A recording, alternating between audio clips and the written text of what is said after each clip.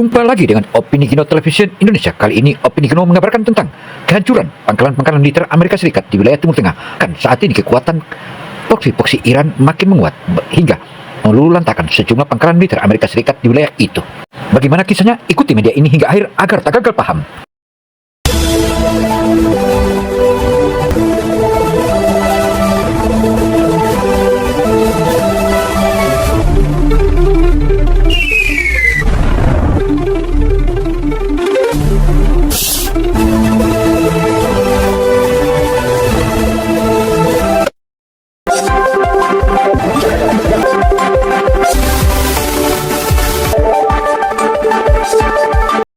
Saudara, hilangnya dukungan Amerika Serikat di wilayah Timur Tengah selain karena pangkalan-pangkalan militernya terpuruk belakangan ini, juga mulai dilihat dan dilirik kekuatan Amerika Serikat kian melemah. Hal ini menunjukkan bahwa simpatik terutama kalangan Gen Z di wilayah Timur Tengah makin maju, makin menguat hingga Iran makin mendapat sanjungan.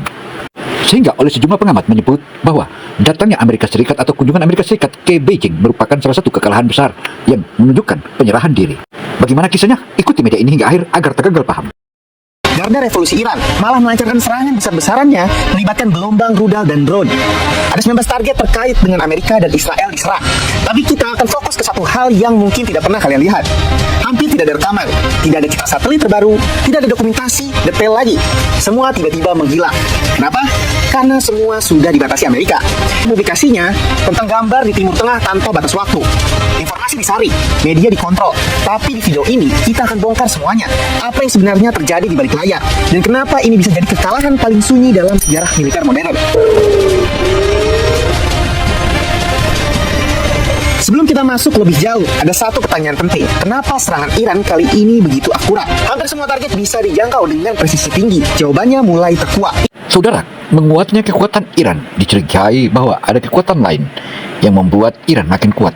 Hal ini oleh sejumlah analisis menyebutkan bahwa kekuatan Iran tersebut ada pihak lain yang membantunya. Tetapi jika kita berpikir normatif, tentu saja Iran sepatutnya didukung oleh pihak-pihak yang menginginkan kedamaian, terutama di wilayah Timur Tengah, dan kekacauan di Timur Tengah disebabkan oleh dua negara tersebut. Hal ini oleh banyak analisis ini menjadi kacau balau karena adanya untuk adu domba Israel dan Amerika Serikat di wilayah itu. Iran diduga diam-diam mengakuisisi satelit mata-mata PTE-01B buatan China. Teknologi ini memungkinkan pemantauan detail terhadap pangkalan militer Amerika di Timur Tengah. Dengan citra bertimestamp dan koordinasi presisi, Iran bisa memetakan target secara menyeluruh. Bukan cuma sebelum serangan, data ini juga dipakai setelahnya untuk mengatur ulang strategi drone dan rudal sekaligus mengevaluasi dampak di lapangan secara real time.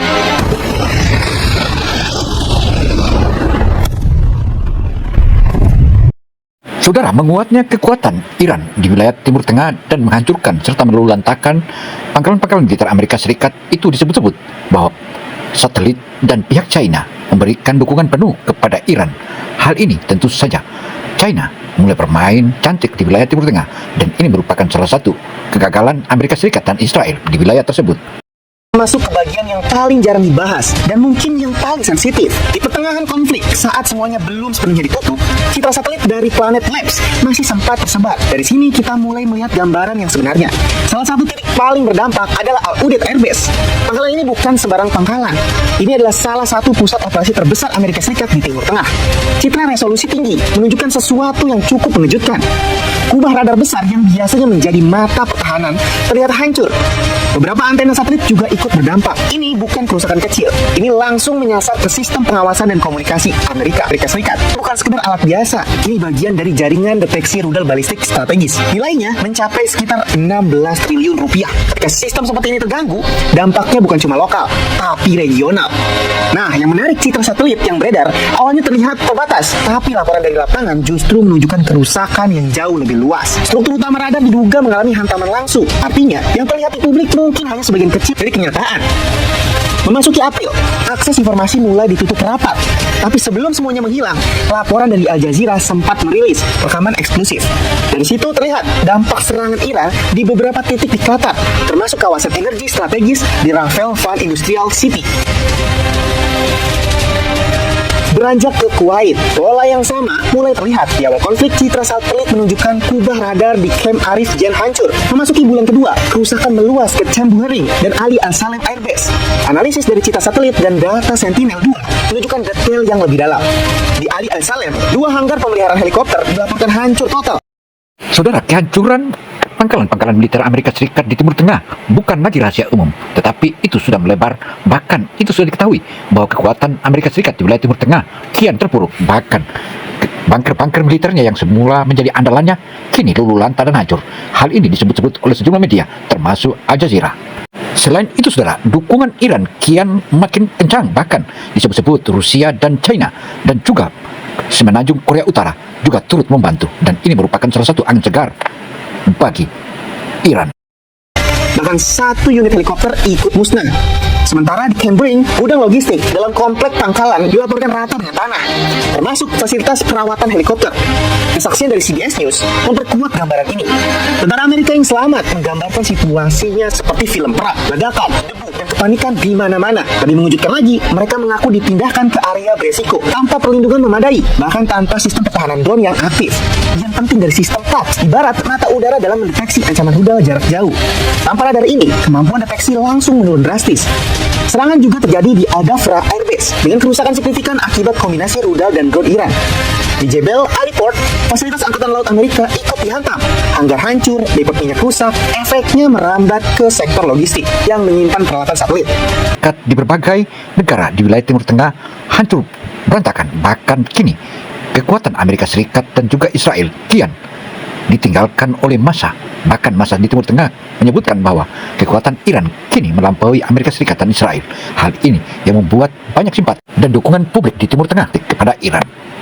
Sheikh Isa Airbase, hanggar radar, drone, dan fasilitas pesawat patroli Boeing PA Poseidon dilaporkan juga rusak. Sementara di Rafale Base, sistem pertahanan udara MIM-104 Patriot ikut terdampak.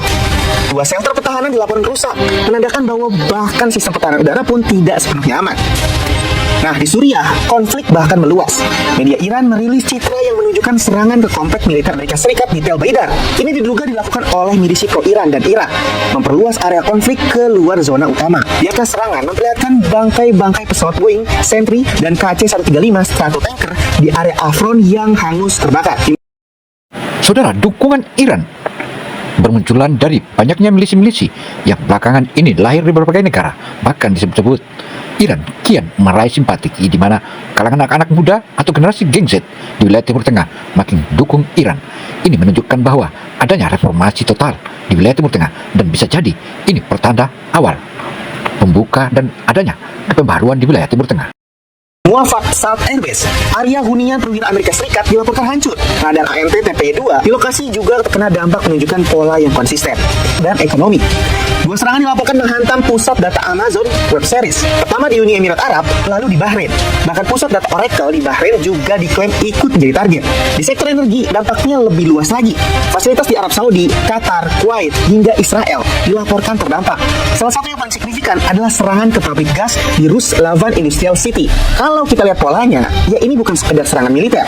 Ini adalah upaya sistematis untuk melumpuhkan dari pertahanan, komunikasi, sampai energi Amerika Serikat.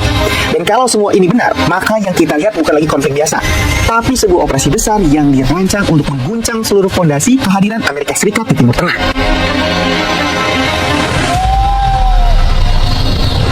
Buka angka korban secara detail, tapi sejumlah laporan menyebut kenyataannya jauh lebih besar dari yang ditampilkan di berita. Ratusan tentara diduga tewas atau terluka, dan angka publik dianggap tidak mencerminkan kondisi sebenarnya. Pemerintah Donald Trump bahkan dituding menahan informasi ini untuk meredam tekanan politik. Faktanya, jika korban dari sisi militer dan personil pangkalan ikut dihitung, totalnya bisa melampaui 13.600 orang. Kecil dalam setahun. Kerugian aset yang tidak kecil. Dalam 39 hari operasi, Amerika kehilangan 39 pesawat dengan 10 lainnya rusak. Tapi yang paling terpukul itu adalah drone, menyumbang lebih dari 60% kerusakan tempur, dan dampaknya mulai terasa ke dalam negeri Amerika. Masih potensi peluang resesi AS hampir 50-50, ya atau 50-50 lah. Sebaliknya, Iran dalam banyak analisis justru dianggap sebagai pemenang, bukan karena menghancurkan lawan sepenuhnya, tapi karena mereka mampu bertahan dan tetap membalas kerugian yang besar kepada AS. Saudara, kerugian besar yang dialami oleh pihak Amerika Serikat di wilayah Timur Tengah belum lama ini tentu saja kerugian yang maha dahsyat. Bahkan disebut-sebut Amerika kini nyaris terpuruk. Bahkan bukan saja kekurangan di bidang ekonomi, tetapi di kekurangan simpatik juga mulai menarik kalangan kaum muda di wilayah Timur Tengah. Dan ini menunjukkan bahwa angin segar bagi Iran dan juga proksi-proksinya. Di tengah tekanan besar, Iran masih bisa meluncurkan rudal-rudal dan drone ke berbagai pangkalan Amerika dan sekutunya yang ada di Timur Tengah. Ini menunjukkan satu hal penting, kapasitas militernya tidaklah runtuh.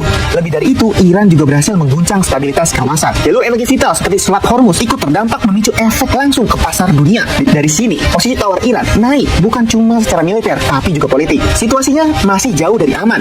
Muncul lagi, konflik ini bisa meledak kembali, bahkan berkembang menjadi perang regional yang jauh lebih besar dan lebih banyak negara itu terseret.